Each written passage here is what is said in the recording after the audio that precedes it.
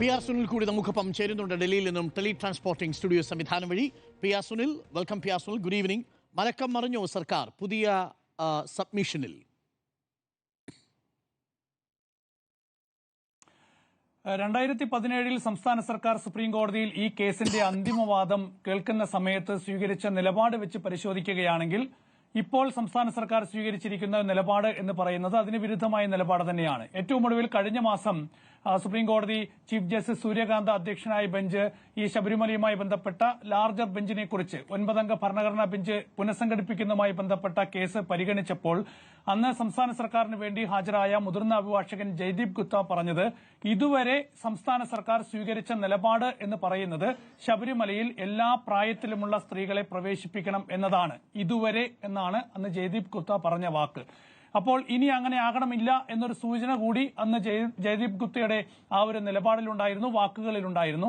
ഏതായാലും ആ ഒരു നിലപാട് വെച്ച് പരിശോധിച്ചാൽ ഇന്ന് നൽകിയിരിക്കുന്ന സത്യവാങ്മൂലം ആ ഒരു നിലപാടിൽ നിന്നുള്ള ഒരു മാറ്റമാണ് എന്ന് നമുക്ക് വിലയിരുത്താവുന്നതാണ്. അതേസമയം ഇത് വലിയൊരു നിലപാട് മാറ്റമാണോ, അതോ ശബരിമലയിൽ എല്ലാ പ്രായത്തിലുമുള്ള സ്ത്രീകൾ പ്രവേശിക്കാൻ അനുമതി നൽകണം എന്ന സർക്കാരിന്റെ മുൻ നിലപാടിന്റെ എല്ലാ അർത്ഥത്തിലുമുള്ള ഒരു മാറ്റമാണോ എന്ന് പരിശോധിച്ചാൽ അങ്ങനെയാണെന്ന് വ്യാഖ്യാനിക്കാനും കഴിയില്ല. കാരണം ഈ മതസ്വാതന്ത്ര്യത്തിന്റെ കാര്യത്തിൽ, മത അവകാശത്തിന്റെ കാര്യത്തിൽ കോടതി ഒരു തീരുമാനമെടുക്കുമ്പോൾ ഭരണഘടനയുടെ ആമുഖം കൂടി ചേർത്ത് വെച്ച് വേണം തീരുമാനമെടുക്കാൻ എന്നുകൂടി സുപ്രീം കോടതി സംസ്ഥാന സർക്കാരിന്റെ ഈ ഒരു ആർഗ്യുമെന്റ് നോട്ടിൽ പറയുന്നുണ്ട്. ആമുഖം എന്ന് പറയുമ്പോൾ അവിടെ സ്വാതന്ത്ര്യമുണ്ട്, അത് തുല്യതയുണ്ട്. അപ്പോൾ മതവിശ്വാസവുമായി ബന്ധപ്പെട്ട കാര്യങ്ങൾ പരിശോധിക്കുമ്പോൾ, മതവിശ്വാസത്തിന്റെ അവകാശങ്ങൾ സംബന്ധിച്ച കാര്യങ്ങൾ പരിശോധിക്കുമ്പോൾ ഭരണഘടനയുടെ ആമുഖത്തിൽ പറയുന്ന സ്വാതന്ത്ര്യവും തുല്യതയും ചേർത്ത് വെച്ച് ഇത് തീരുമാനമെടുക്കണം എന്ന് പറയുമ്പോൾ സ്വാഭാവികമായും എല്ലാ പ്രായത്തിലുമുള്ള സ്ത്രീകൾക്ക് ശബരിമലയിൽ പ്രവേശിക്കാൻ അല്ലെങ്കിൽ പ്രവേശിക്കുന്നതിന് അനുമതി നൽകണം എന്നൊരു നിലപാടിലേക്ക് വേണമെങ്കിൽ കോടതികൾക്കെത്താം. അപ്പോൾ ജ്യൂസ് വേണ്ടവർക്ക് ജ്യൂസ്, അല്ലെങ്കിൽ ചായ വേണ്ടവർക്ക് ചായ, കോഫി വേണ്ടവർക്ക് കോഫി എന്ന നിലയിൽ ഏത് രീതിയിലും വായിക്കാൻ പറ്റുന്ന രീതിയിൽ ഉള്ള ഒരു സത്യവാങ്മൂലമാണ് സംസ്ഥാന സർക്കാർ നൽകിയിരിക്കുന്നത്. ഈ സത്യവാങ്മൂലത്തിന്റെ തുടക്കത്തിൽ പറയുന്നത് 2007 അന്നത്തെ VS സർക്കാർ നൽകിയ സത്യവാങ്മൂലത്തിലെ ഭാഗങ്ങളാണ്. അത് പ്രധാനമായും ഈ സ്ത്രീ പ്രവേശനം അടക്കമുള്ള കാര്യത്തിൽ നിയന്ത്രണം ഏർപ്പെടുത്തുന്നതിനെ എതിർത്തുകൊണ്ട് VS സർക്കാരിന്റെ കാലത്ത് 2007 നൽകിയ സത്യവാങ്മൂലമാണ്. പക്ഷേ അങ്ങനെ ഒരു നിലപാട് പറഞ്ഞപ്പോഴും മതവിശ്വാസവുമായി ബന്ധപ്പെട്ട കാര്യത്തിൽ, സ്ത്രീ പ്രവേശനവുമായി ബന്ധപ്പെട്ട കാര്യത്തിൽ മതപണ്ഡിതന്മാർ ഉൾപ്പെട്ട ഒരു കമ്മീഷൻ രൂപീകരിച്ചുകൊണ്ട് കോടതി ഒരു അന്തിമ തീരുമാനമെടുക്കണം. ഇതായിരുന്നു അന്ന് സർക്കാർ കൊടുത്ത സത്യവാങ്മൂലത്തിലെ നിലപാട് എന്ന് പറയുന്നത്. പിന്നീട് ഉമ്മൻചാണ്ടി സർക്കാരിന്റെ കാലത്ത് 2016 സുപ്രീം കോടതിയിൽ നൽകിയ സത്യവാങ്മൂലത്തിലൂടെ ഈ യുവതീ പ്രവേശനം അനുവദിക്കണം എന്നാവശ്യപ്പെട്ട് യങ് ലോയേഴ്സ് അസോസിയേഷൻ സുപ്രീം കോടതിയിൽ നൽകിയിട്ടുള്ള ഈ ഒരു ഹർജി തള്ളണം എന്നാണ് അന്ന് സർക്കാർ വാദിച്ചത്. ഇപ്പോൾ സംസ്ഥാന സർക്കാർ എഴുതി നൽകിയിട്ടുള്ള ഈ ഒരു ആർഗ്യുമെന്റ് നോട്ട് പരിശോധിച്ചാൽ അങ്ങനെയൊരു നിലപാട് കൂടി ഇതിനകത്തുണ്ട്. കാരണം ഒരു മതത്തിൽ മതവിശ്വാസവുമായി ബന്ധപ്പെടാത്ത ഒരാൾക്ക് ആ മതത്തിലെ ആചാര ലംഘനം ചോദ്യം ചെയ്തുകൊണ്ട് ഒരു പൊതുതാൽപര്യ ഹർജി നൽകാൻ കഴിയുമോ എന്ന കാര്യം പരിശോധിക്കണം. കഴിയില്ല എന്നാണ് സംസ്ഥാന സർക്കാർ പറയുന്നത്. അപ്പോൾ ആ അർത്ഥത്തിൽ കൂടി നോക്കിയാൽ ഈ ഹർജിയുടെ നിലനിൽപ്പ് തന്നെ സംസ്ഥാന സർക്കാർ ചോദ്യം ചെയ്യുന്നുമുണ്ട്. അങ്ങനെ നമ്മൾ മൊത്തത്തിൽ ഈ ഹർജി പരിശോധിച്ച് നോക്കിയാൽ, ഈ ഹർജിയുടെ പല ഭാഗങ്ങളും പല വശങ്ങളും ഒക്കെ നിരീക്ഷിച്ചു നോക്കിയാൽ ഇത് എല്ലാവർക്കും എങ്ങനെ വേണമെങ്കിലും വായിക്കാവുന്ന ഒരു ഹർജിയല്ല, ഒരു ആർഗ്യുമെന്റ് നോട്ടാണ്, ഒരു വാദങ്ങൾ എഴുതി നൽകിയതാണ് എന്ന് നമുക്ക് വിലയിരുത്താവുന്നതാണ്. ഏതായാലും സുപ്രീം കോടതി ശബരിമലയുമായി ബന്ധപ്പെട്ട അല്ലെങ്കിൽ മറ്റ് ഈ സമാനമായ കേസുകളെല്ലാം കൂടി പരിഗണിച്ചുകൊണ്ട് ഭരണഘടനയുടെ മതവിശ്വാസവുമായി ബന്ധപ്പെട്ട കാര്യത്തിലായാലും ലിംഗസമത്വത്തിന്റെ കാര്യത്തിലായാലും ഭരണഘടനാ അവകാശങ്ങൾ സംബന്ധിച്ച 7 ചോദ്യങ്ങൾ നേരത്തെ 5-അംഗ ഭരണഘടനാ ബെഞ്ച് തയ്യാറാക്കിയിട്ടുണ്ട്. ആ ചോദ്യങ്ങൾ ഇനി 9-അംഗ ഭരണഘടനാ ബെഞ്ച് പരിഗണിക്കാൻ പോവുകയാണ്. അതിന്റെ ഭാഗമായിട്ടാണ് ഇപ്പോൾ സംസ്ഥാന സർക്കാർ സുപ്രീം കോടതിയിൽ യഥാർത്ഥത്തിൽ ഇങ്ങനെയൊരു വാദങ്ങൾ രേഖാമൂലം നൽകിയിരിക്കുന്നത്. ആ രേഖാമൂലം നൽകുമ്പോൾ ഈ നേരത്തെ സ്വീകരിച്ച 2017 കോടതിയിൽ ശക്തമായി വാദിച്ച ആ നിലപാടിൽ മാറ്റം വരുത്തിയൊരു നിലപാട് സ്വീകരിക്കുന്നു എന്ന് പറയുന്നത് തീർച്ചയായും അതൊരു പൊളിറ്റിക്കൽ മെസ്സേജ് കൂടിയാണ് എന്നാണ് എനിക്ക് പറയാനുള്ളത്. കാരണം 2018 സുപ്രീം കോടതി യുവതീ പ്രവേശനം അനുവദിച്ചുകൊണ്ടുള്ള ചരിത്ര വിധി പുറപ്പെടുവിച്ചതിന് ശേഷം ആ വിധി നടപ്പാക്കാനുള്ള ധീരമായ തീരുമാനമെടുത്തതാണ് ഒന്നാം പിണറായി വിജയൻ സർക്കാർ എന്ന് പറയുന്നത്. അന്ന് അത് വലിയ സംഘർഷമായി, വലിയ വിവാദമായി, കേരളത്തിലാകെ നാമജപ ഘോഷയാത്രകളും വലിയ പ്രതിഷേധ പരിപാടികളും ഒക്കെ നമ്മൾ കണ്ടതാണ്. അതിനുശേഷം നടന്ന ലോക്സഭാ തെരഞ്ഞെടുപ്പിൽ സർക്കാരിനെ സംബന്ധിച്ച് വലിയ പ്രഹരമായി ഈ ഒരു ശബരിമല യുവതീ പ്രവേശനവുമായി ബന്ധപ്പെട്ട വിധി നടപ്പാക്കാനുള്ള തീരുമാനം എന്നൊക്കെയാണ് CPIM തന്നെ വിലയിരുത്തിയത്. അതേസമയം 2021 തെരഞ്ഞെടുപ്പിൽ അങ്ങനെ ഒരു ആഘാതം ഉണ്ടായുമില്ല എന്ന് നമ്മൾ വിലയിരുത്തണം. അപ്പോൾ 2019 CPM അങ്ങനെ വിലയിരുത്തുമ്പോഴും അന്ന് രാഹുൽ ഗാന്ധി വയനാട്ടിൽ മത്സരിച്ച സാഹചര്യമൊക്കെ തന്നെയുണ്ട്. രാഹുൽ ഗാന്ധിയെ പ്രധാനമന്ത്രിയാക്കണം എന്നൊക്കെ ലക്ഷ്യം വെച്ചുകൊണ്ടുള്ള ഒരു വോട്ട് കൂടി അന്നത്തെ തെരഞ്ഞെടുപ്പിനെ സ്വാധീനിച്ചിട്ടുണ്ട്. ഏതായാലും അന്ന് BJPയുടെ വോട്ടിലൊക്കെ തന്നെ ഉണ്ടായ ഒരു വർധനവ് വെച്ച് നോക്കുമ്പോൾ ശബരിമല വലിയൊരു സ്വാധീനമായി എന്ന് CPM വിലയിരുത്തുന്നുണ്ട്.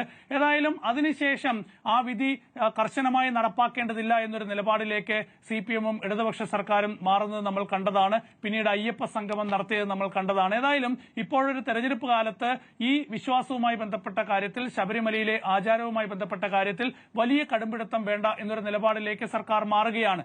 അപ്പോൾ ഇതൊരു നിലപാട് മാറ്റമല്ലേ എന്ന് ചോദിച്ചാൽ നിലപാട് മാറ്റം തന്നെയാണ്. പക്ഷെ ഞാനതിനെ വളരെ പോസിറ്റീവായിട്ടാണ് കാണുന്നത്. കാരണം പ്രായോഗികമല്ല എന്ന് തോന്നുന്നുണ്ടെങ്കിൽ നടപ്പാക്കാൻ, ഈ വിധി നടപ്പാക്കുന്നതിന് പ്രായോഗിക ബുദ്ധിമുട്ട് ഉണ്ട് എന്ന് തോന്നുന്നുണ്ടെങ്കിൽ അതിൽ കൃത്യമായ വിയോജിപ്പ് രേഖപ്പെടുത്തിക്കൊണ്ട് തന്നെ ആ വിധി നടപ്പാക്കാനുള്ള പ്രായോഗിക ബുദ്ധിമുട്ടിന്റെ അടിസ്ഥാനത്തിൽ ഒരു നിലപാട് മാറ്റം വരുത്തുന്നതിൽ എന്താണ് തെറ്റ് എന്നതാണ് എന്റെ ചോദ്യം. കാരണം ഈ വിധി നടപ്പാക്കുന്നത് കേരളത്തിൽ വലിയ സംഘർഷമുണ്ടാക്കുന്ന ഒരു സാഹചര്യമാണല്ലോ. കാരണം ഈ വിധി നടപ്പാക്കാൻ പോയാൽ ഈ വിധിയെ എതിർക്കുന്നവർ വലിയ സംഘർഷമുണ്ടാക്കും. സുപ്രീം കോടതി പറഞ്ഞത് നടപ്പാക്കണമെന്നാണ്. എനിക്കിപ്പോഴും ഓർമ്മയുണ്ട്, അന്ന് ഫാലിയസ് നരിമാന്റെ ബെഞ്ചിൽ, റോഹിൻതൻ നരിമാന്റെ ബെഞ്ചിൽ, റോഹിൻതൻ നരിമാൻ ഉൾപ്പെട്ട 5 അംഗ ഭരണഘടനാ ബെഞ്ചാണല്ലോ ഈ കേസിൽ വിധി പറഞ്ഞത്. അന്ന് പുനഃപരിശോധനാ ഹർജിയുമായി ചിലർ ഈ ബെഞ്ചിന് മുൻപാകെ എത്തി ഈ പുനഃപരിശോധനാ ഹർജികൾ പരിഗണിക്കണം എന്ന് ആവശ്യപ്പെട്ടപ്പോൾ അന്ന് റോഹിൻതൻ നരിമാൻ പറഞ്ഞത് ഈ വിധിയിൽ ഒരു പുനഃപരിശോധനയുമില്ല, ആ വിധി ഉടൻ നടപ്പാക്കണം, സംസ്ഥാന സർക്കാർ ഉടൻ നടപ്പാക്കണം എന്നാണ് കോടതി പറയുന്നത്. ഒരു സർക്കാരിനെ സംബന്ധിച്ചിടത്തോളം കോടതി, സുപ്രീം കോടതി ഒരു വിധി നടപ്പാക്കണം എന്ന് കർശനമായി പറഞ്ഞാൽ അത് നടപ്പാക്കാതിരിക്കാൻ പറ്റില്ല. അപ്പോൾ അന്ന് സർക്കാർ അത് നടപ്പാക്കാനുള്ള തീരുമാനം എടുത്തത് സ്വാഭാവികമായും ഈ ഒരു തീരുമാനവുമായി മുന്നോട്ട് പോയാൽ അതിന് വലിയ പിന്തുണ കിട്ടും, പൊതുസമൂഹത്തിന്റെ പിന്തുണ കിട്ടും, പുരോഗമനവാദികളുടെ വലിയ പിന്തുണ കിട്ടും എന്നൊക്കെ പ്രതീക്ഷിച്ചാണ്. പക്ഷേ ആ വിധി നടപ്പാക്കാൻ പോയപ്പോൾ അതിനു മുൻപ് ശബരിമലയിലെ യുവതീ പ്രവേശനത്തെ അനുകൂലിച്ച RSS നേരെ തിരിഞ്ഞു, അതുപോലെ തന്നെ രാഹുൽ ഗാന്ധി ഉൾപ്പെടെയുള്ള നേതാക്കൾ നേരെ തിരിഞ്ഞു. അപ്പോൾ രാഷ്ട്രീയമായി ഇതിനെ പ്രയോജനപ്പെടുത്താൻ മറ്റ് പാർട്ടികളൊക്കെ തന്നെ രംഗത്ത് വന്നു, സംഘടനകൾ രംഗത്ത് വന്നു. അതോടുകൂടിയാണ് ഏറ്റവും പുരോഗമനപരമായി സുപ്രീം കോടതി എടുത്തിട്ടുള്ള ഈ ഒരു നിലപാട്, തീരുമാനം നടപ്പാക്കാൻ കഴിയാതെ പോയത്. ഏതായാലും അത് നടപ്പാക്കാൻ ഇനി വലിയ പ്രായോഗിക ബുദ്ധിമുട്ടുണ്ട്. പ്രത്യേകിച്ച് പുതിയ സാഹചര്യത്തിൽ, പുതിയ രാഷ്ട്രീയ കാലാവസ്ഥയിൽ ഇത്തരം ഒരു വിധി നടപ്പാക്കുക ഒട്ടും പ്രായോഗികമല്ല. അപ്പോൾ അത് നടപ്പാക്കാതിരിക്കുകയും തീർച്ചയായും ഈ വിഷയത്തിൽ ഒരു അന്തിമ തീരുമാനം സുപ്രീം കോടതിക്ക് തന്നെ വിടുക എന്നൊരു നിലപാടാണ് സംസ്ഥാന സർക്കാർ ഈ ഒരു ആർഗ്യുമെന്റ് നോട്ടിലൂടെ പ്രധാനമായും ലക്ഷ്യം വെക്കുന്നത്. അതുകൊണ്ട് തന്നെയാണ് എല്ലാ വശങ്ങളും പറഞ്ഞുകൊണ്ടുള്ള ഒരു ആർഗ്യുമെന്റ് നോട്ട് സുപ്രീം കോടതിക്ക് മുൻപാകെ വെക്കുന്നത്. അതിൽ VSന്റെ കാലത്ത് കൊടുത്തിട്ടുള്ള നിലപാടുണ്ട്, അതിനുശേഷം ഉമ്മൻചാണ്ടി സർക്കാരിന്റെ കാലത്ത് പറഞ്ഞിട്ടുള്ള നിലപാടുണ്ട്, 2017 സംസ്ഥാന സർക്കാർ പറഞ്ഞിട്ടുള്ള നിലപാടുണ്ട്. ഏതായാലും ആ 2017 നിലപാട് അത് വാക്കാൽ പറഞ്ഞതാണ്, കോടതിയിൽ കേസ് വാദിക്കുമ്പോൾ പറഞ്ഞതാണ്.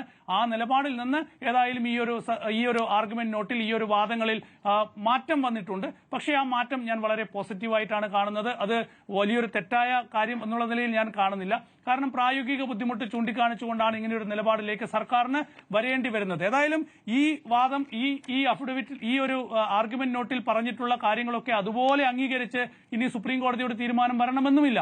ഏതായാലും ഇനി സുപ്രീം കോടതി 9 അംഗ ഭരണഘടനാ ബെഞ്ച് പരിഗണിക്കാൻ പോകുന്ന വിഷയം എന്ന് പറയുന്നത് നേരത്തെ 5 അംഗ ഭരണഘടനാ ബെഞ്ച് തയ്യാറാക്കിയിട്ടുള്ള 7 ചോദ്യങ്ങളാണ്. ഞാൻ നേരത്തെ പറഞ്ഞതുപോലെ മതവിശ്വാസവുമായി ബന്ധപ്പെട്ട കാര്യത്തിലെ ഭരണഘടനാ അവകാശങ്ങളുമായി ബന്ധപ്പെട്ട കാര്യങ്ങൾ, ലിംഗസമത്വവുമായി ബന്ധപ്പെട്ട കാര്യങ്ങൾ, അതുപോലെ കോടതിക്ക് മതവിശ്വാസവുമായി ബന്ധപ്പെട്ട കാര്യങ്ങളിൽ എത്രത്തോളം ഇടപെടാം എന്നുള്ള കാര്യങ്ങളൊക്കെയാണ് സുപ്രീം കോടതി വിശദമായി പരിശോധിക്കാൻ പോകുന്നത്. പിന്നീട് അതിന് ഉത്തരം കണ്ടെത്തുമ്പോൾ അത് വീണ്ടും 7 അംഗ ഭരണഘടനാ ബെഞ്ചിലേക്ക് ഈ കേസ് വരികയും പിന്നീട് സുപ്രീം കോടതി ശബരിമലയിൽ യുവതീ പ്രവേശനം വേണോ വേണ്ടയോ എന്ന കാര്യത്തിലൊക്കെ തന്നെ ഒരു അന്തിമ തീരുമാനം എടുക്കുമായിരിക്കും, ഒരുപക്ഷെ ഇപ്പോഴത്തെ പുനഃപരിശോധനാ ഹർജികളൊക്കെ പരിഗണിച്ചുകൊണ്ട്. ഏതായാലും ഇപ്പോഴത്തെ ഈ ഒരു ആർഗ്യുമെന്റ് നോട്ട്, ഒരു നിലപാട് എന്ന് പറയുന്നത് തീർച്ചയായും 2017 നിലപാടിൽ നിന്നുള്ള ഒരു മാറ്റമാണ്. പക്ഷേ 2007 കൊടുത്തിട്ടുള്ള സമാനമായ നിലപാടാണ് ഇപ്പോൾ സർക്കാർ സ്വീകരിച്ചിരിക്കുന്നത്. ഇത് തീർച്ചയായും വലിയൊരു പിഴവോ വലിയൊരു അബദ്ധമോ ഒന്നുമല്ല. ഇതൊരു പ്രായോഗിക നിലപാടാണെന്നാണ് എൻ്റെ അഭിപ്രായം.